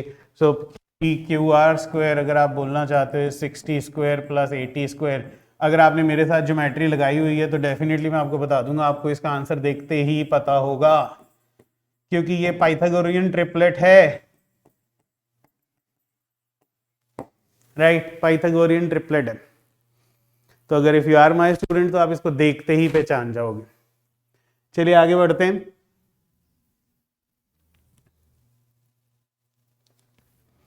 Every alternate number of English alphabet from B onwards, including B, is written in lower case. Then the remaining letters are in capital case. Alternate पे lower और capital चल रहा है. How many? Then how is the first month of second half of the year written? First month of the second half. So जून तक 6 महीने हो जाते तो जुलाई कैसे लिखा जाएगा, ये बोला हुआ है, राइट। सो शुरू कर देते हैं। ए छोटा, बी सी कैपिटल, डी छोटा, ई कैपिटल, एफ छोटा, हाँ, और A B C D E F G H I J, हाँ, के छोटा, एल बड़ा, एम छोटा, right, M N O P Q R S T U V, W X Y Z। चलिए अब जुलाई लिख लेते हैं। जुलाई है छोटा और U है बड़ा, और L देखें, L L L L है छोटा और फिर Y है बड़ा, राइट। सो आपका आंसर आ जाएगा। कितनी की बड़ी बात है, मुझे लगता है बहुत इजी है ये आंसर। तो ऐसे क्वेश्चन भी आते हैं, मैं तो देख देख के हैरान हूँ, आसान सा तो क्वेश्चन है ना। तो अगला देख लेते हैं। बोलता है सीक्वेंस है जिसमें कि how many fives are there which are not immediately preceded by 3 but are immediately followed by 7। So ये वाला 5 है, it is followed by 7 not preceded by 3। ये वाला 5 है, it is followed by 7 preceded by 3। ये भी है, एक है। ये तो बहुत इजी था, है ना। राइट। सो मुझे लगता है कि मज़ा आ रहा है, समझ भी आ रहा है। चलिए नेक्स्ट देखिए, joint family consist of 7 member A B C D E F G। With 3 females, G is a widow. So पहली चीज है जी विडो है and is a sister in law of D's father F. D is father F, so father है और D का father है, तो generation wise D नीचे हो गया. और F is male, right, and G is a widow and sister in law of D's father F. So ये जो आपकी जी है ये फीमेल है और ये सिस्टर इन लॉ, मैं इसका रिश्ता लिख रहा हूं सिस्टर इन लॉ. ठीक है. सो डी का हमें नहीं पता है कि what is you know whether D is a male और अ फीमेल, हार्डली मैटर्स, कोई बात नहीं है. आगे बढ़ते हैं, है ना. D's father, he says D's father F. B and D are siblings, तो बी भी जो है वो सिबलिंग है तो फादर एफ हो जाएगा. And A is daughter of B, तो एक और जनरेशन है. ए जो है वो बी की डॉटर है, एक और जनरेशन मैंने साइन बना दिया. तो आप देख सकते हैं पॉजिटिवली देखेंगे तो फीमेल्स हैं जी और ए, ये फीमेल्स हैं, राइट. मेल्स में अभी अपने को पता है एफ मेल है, एफ मेल है, राइट. फिर से पढ़ लेते हैं. B is daughter, sorry, A is daughter of B. C is cousin of B, तो सी जो है ये सेम जनरेशन का है, इसका कजन का रिश्ता है, सो सी भी इस जनरेशन का है. So A B C D E F G में से ई रह गया है, right. Who is E, E कौन है, राइट. अब देखिए डेफिनेटली, राइट, आपको ई जो है वाइफ ऑफ एफ है, तो मैं बोलता हूं अगर ऐसा कुछ है तो हम लोग बोलते हैं ई जो है वो वाइफ ऑफ एफ है, इनका हस्बैंड और वाइफ का रिश्ता है. उस केस में फीमेल ई आ जाएगी, ठीक है. सो डेफिनेटली आपकी 3 फीमेल्स हो गई, तो बाकी जो हैं वो सारे मेल्स हो जाएंगे. This is male and cousin C is male. So 4 males हो गए, 3 फीमेल्स हो गई, तो ये पॉसिबिलिटी हो सकती है. Grand mother of A, definitely अगर ई जो है वो एफ से यू नो एफ, आप जनरेशन भी देख सकते हैं ना, ये वाली जनरेशन सबसे छोटी है, फिर ये, right. So definitely E is grandmother to ए.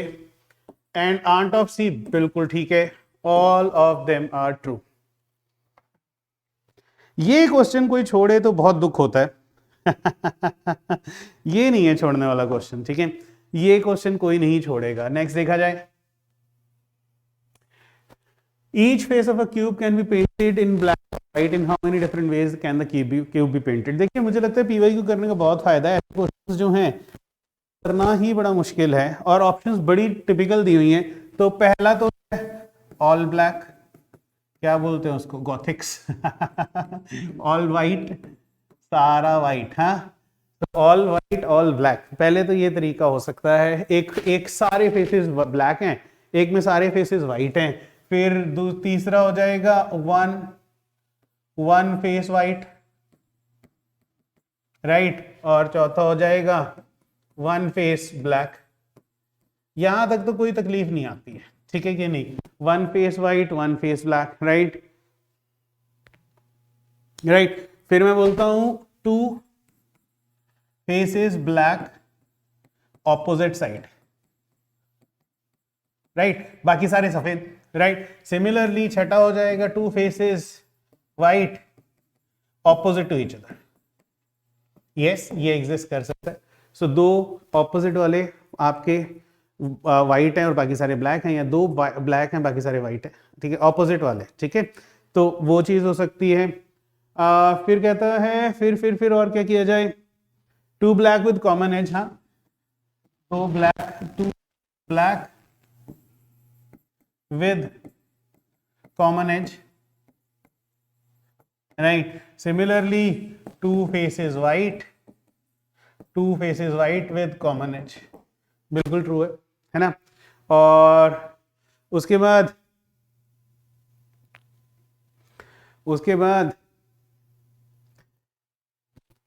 अब 3 faces black with common corner. So अगर कॉमन कॉर्नर पे 3 ब्लैक हो जाएंगे तो दूसरी तरफ 3 वाइट हो जाएंगे, ठीक है कि नहीं। तो हम वो नहीं लिख सकते हैं कि 3 faces white with common corner, वो इसी में आ गया। एंड सिमिलरली 3 फेसेस वाइट या ब्लैक लिखने, ब्लैक लिख लो, एक ही बात है, ब्लैक विद 2 कॉमन एजेस, है ना, 2 कॉमन एजेस। सो ऐसा वाला कुछ है। तो ये सारे आपके तीनों के तीनों वाइट हैं, तो बाकी जो 3 है वो ब्लैक हो जाएंगे। सो टोटल 10 इस तरह के क्यूब हैं, और कोई तरीका नहीं है इसको करने का, कोई फॉर्मूला काम नहीं आता है। So please don't be formula centric, काम नहीं आएगा, राइट। प्लीज नोट कर लीजिए इसको।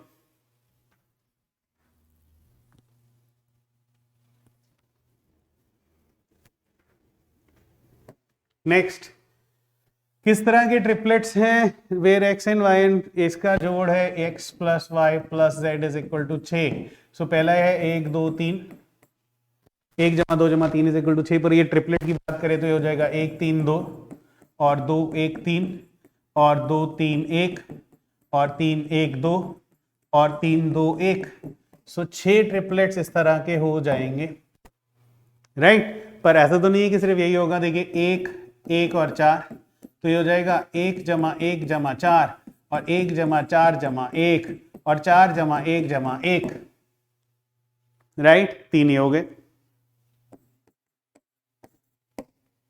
ऑलराइट। और क्या हो जाएगा, अब x and y and z are natural, तो 2 जमा 2 जमा 2 भी तो हो सकता है। तो total 1 2 3 4 5 6 7 8 9 10, there are 10 such solutions, alright, there are 10 such solutions.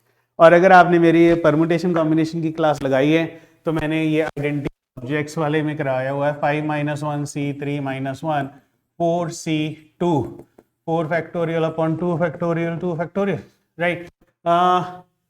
देखिए देखना, नहीं 3 है, sorry guys, just a moment, wait a moment, right, ये मेरी गलती है।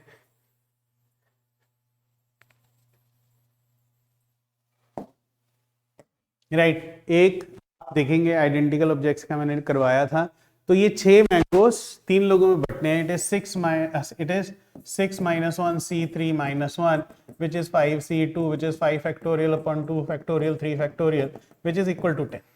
अगर आप मैथमेटिकल बैकग्राउंड वाले हो तो ये भी चलेगा, बट कोई ज़रूरी नहीं कि मैथ्स बैकग्राउंड वाला बच्चा ही कर सकता है, ऐसा तो कुछ नहीं हो सकता, इतनी कोई टेंशन वाली बात नहीं है इसमें, ठीक है। चलिए नेक्स्ट देखते हैं। बोलता है ये सिंबल दिए हैं 10 एट सॉरी हाउस नंबर है ये 5 @ $1 तो चेंज कर दीजिए 10 @ -5, right, multiplied by 1 divided by 5। BODMAS का रूल है बटे 5, 10 - 1 9 आंसर लीजिए। ये तो कोई भी बच्चा कर सकता था, ये आसान था, इजी था, clear.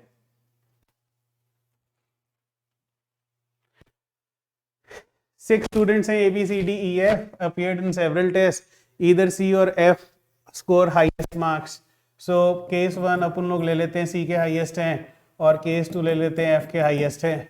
whenever C scored highest marks the lowest is E, so E lowest, ये हाईएस्ट है, ये ऊपर वाला हाईएस्ट है, तो E लोएस्ट है, right.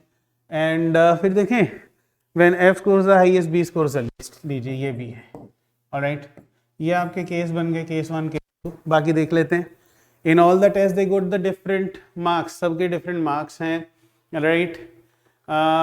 D scores higher than A but they are close competitors, so is higher than B, so A B से बड़ा है और D उससे बड़ा है, right. A B C D आ चुका, राइट। तो पहला वाला तो अब बट देन F भी है, A B C D E F, right, A B C D E F, but they are close competitors। C scores higher than A, right, C scores higher than A दूसरे में भी काम आ जाएगा। If F stands second in the rank then what is the position of B। अब देखिए F यहाँ पे दोनों जगह F आ सकता था, isn't it, इन दोनों जगह पे F आ सकता था, बट वो कहते हैं अगर एफ सेकंड रैंक है तो अगर एफ अपना यहाँ है which is case one only, so definitely in that case position of B would be, देखिए 1 2 3 4 5 राइट, फिफ्थ चलेगा। ऑलराइट, पहले का उत्तर तो सी है।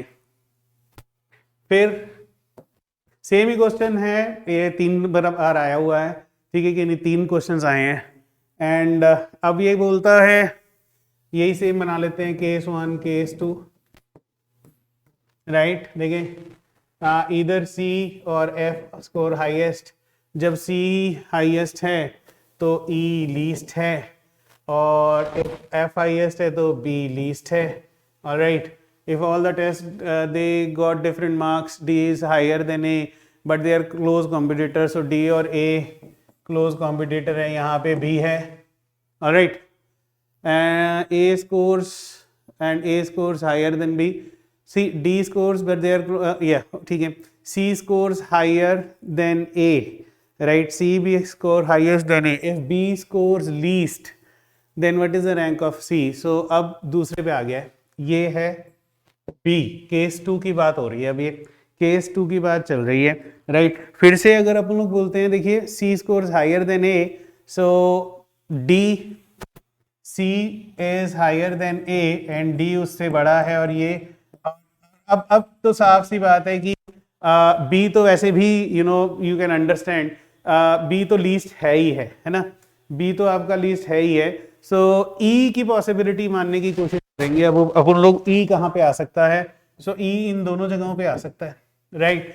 सो if B scores the least case 2 then the rank of C will be, right, rank of C would be, so अगर तो देखिए ई जो है वो नीचे आ गया तो सेकंड होगा, राइट, और अगर वो ऊपर चला गया तो थर्ड होगा, सेकंड और थर्ड, डी आंसर है, राइट। एंड सिमिलरली नेक्स्ट देखेंगे, if E is ranked third, then which of the following is correct? If E is ranked third, right, E जो है वो रैंक 3 है, तो उस केस में क्या पॉसिबिलिटीज हो सकती हैं, चेक करें। चलिए फिर से वही वाला केस है, सीधर वही 1 और 2, right, A B C D, C का हाईएस्ट है या एफ का हाईएस्ट है, जब सी का हाईएस्ट है तो ई लीस्ट है, और अदरवाइज यहाँ ई लीस्ट है। All the test they got different scores, D हमेशा ए से बड़ा होगा और डी और ए के बीच में कुछ नहीं होगा, A scores higher than B वो भी चलेगा, and C scores higher than A वो तो आपका आ ही गया है, ठीक है कि नहीं। सो अब कहता है ई इज रैंक थर्ड, अगर ई जो है वो रैंक 3 आता है तो which of the following is correct, क्या बोलते हैं आप, C gets more marks than E, right. देखिए if E is rank third, so यहाँ तो देखिए ई की पोजीशन जो है वो थर्ड आ नहीं सकती है, डेफिनेटली नहीं आ सकती है, यहीं पे आएगी डी ए, राइट, तो ये है आपका ई जो थर्ड आ गया, right. In that case A B, so यहाँ पे आपका आ जाएगा C, C definitely would get more marks than E, definitely ये आपका उत्तर है। सो बढ़िया क्वेश्चन था, अच्छा क्वेश्चन था, अब बढ़िया दिमाग चला है ना। चलिए आगे देखते हैं। फिर से ये S1 और S2 है, बोलता है read the following statement S1 and S2 and answer the questions. Twice the weight of Sohan is less than the weight of Mohan, or twice the weight of Sohan is less than Rohan. So which of the following statement is correct? The weight of Mohan, पहली से तो नहीं बन रहा, दूसरी से check करें तो बोलता है twice the weight of Rohan is greater than Mohan and twice the weight of Rohan is greater than Sohan. इससे आपका मैक्सिमम वैल्यू क्या होगा? weight of Sohan is greatest. Whose weight is greatest cannot be, I don't think you can actually define it. This is going to be your answer. Not possible, not possible to answer this question, okay.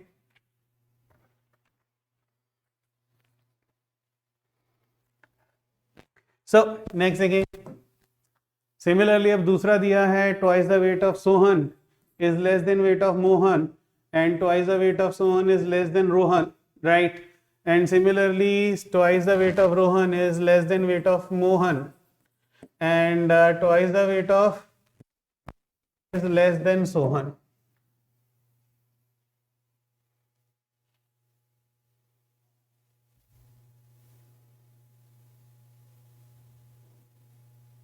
क्या बोलते हैं, इससे क्या पता चलता है?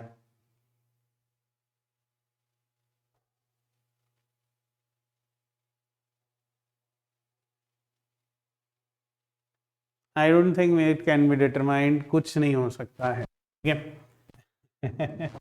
Next देखें, तो ये है आपका डिफरेंस 132 -3 -5 -7 -11 -13। तो डेफिनेटली ये प्राइम नंबर्स हैं, 3 5 7 11 13, तो अगला होगा -17। So 93 -17 is going to be your answer 76। बहुत इजी, ऐसे सीक्वेंस आते रहे। So a clock moves 10 minutes fast in every 24 hours. So the clock was set right to show the correct time at 8 a.m. on Monday. So 8 a.m. Monday की बात चल रही है। So when the clock shows time 6 p.m. So Wednesday को जब clock दिखाती है 6 p.m. What is the correct time? So पहली चीज है, मंडे से लेके वेडनेसडे तक एक आप चेक कर लीजिए, 58 आवर्स का टाइम स्लॉट है, 58 आवर्स, ठीक है। सो 24 आवर्स में चलती है 10 मिनट ज्यादा, 10 minutes extra, 24 hours 10 minutes extra. So 58 hours में घड़ी चलेगी यूनिटरी के हिसाब से 10/24 इंटू 58, राइट। सो 58 आवर्स में कितना ज़्यादा चली है आपको पता चल जाएगा, it is approximately equal to 24 minute. So ये 24 मिनट ज़्यादा चल पड़ी है, राइट, विच मीन्स कि 6 PM की जगह आपका -24 मिनट होना चाहिए था, विच मीन्स 5:36 PM टाइम होना चाहिए था। This is your answer. Please एक बार क्लॉक्स वाला टॉपिक अच्छे से कर लीजिए, एक बार हमारी वीडियोस देख लीजिए या लेक्चर्स चल रहे हैं, एक प्लस कोर्स चल रहा है उसमें आप चेक कर लीजिए, बहुत easily you would be able to cater to these problems, right. Next sequence है, देखिए 4, ये 2 स्क्वायर, 4 स्क्वायर, 6 स्क्वायर, 8 स्क्वायर, और ये है 16 स्क्वायर। मैं कई बार बोलता हूँ स्क्वायर याद करो, तो बच्चे ना मानते नहीं है। ये है 12 स्क्वायर, और सर ये 14 स्क्वायर, ये 12 स्क्वायर, ये 10 स्क्वायर, तो ये कितना होगा, ये 8 स्क्वायर हो जाएगा, 64। Not at all a problem, I think ये तो आप आंख बंद करके कर सकते थे, है ना। सो नेक्स्ट, ये बार बार सीक्वेंस आता है, मैंने सिर्फ और सिर्फ हर बार ये बोला इसको काउंट करो कितने, 1 2 3 4 5 6 7 8 9 10 11 12 13 14 15 15 है, तो 5 3 15, या 3 3 का सीक्वेंस बनेगा या 5 5 का बनेगा। देखिए C A C C A C A C C A dash A dash B C dash B, alright. और वैल्यू जब आप पुट करते हैं, मैं ऑप्शन नंबर 2 पुट कर रहा हूं, सी बी बी बी, ऐसे लगता है कुछ नहीं बना, जरा 5 5 पे लगा के देखना, C C A B B C B, it kind of works like a sequence, answer is B. तो मुझे नहीं लगता कि ये टफ है, राइट, ये तो बहुत इजी है ना, बहुत इजीली हो रहा है, कोई टेंशन वाली बात तो है ही नहीं है इसमें, राइट। नेक्स्ट देखा जाए,